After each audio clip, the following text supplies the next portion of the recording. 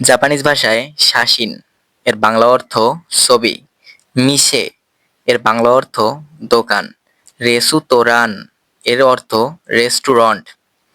নিওয়া এর বাংলা অর্থ বাগান। সুকুদাই এর অর্থ হোমওয়ার্ক অর্থাৎ বাড়ির কাজ। টেনিসু এর বাংলা অর্থ টেনিস একটি খেলার নাম। সাক্কা এর বাংলা অর্থ ফুটবল।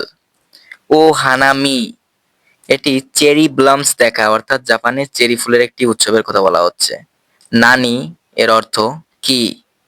ইৎসনি এর অর্থ একত্রে।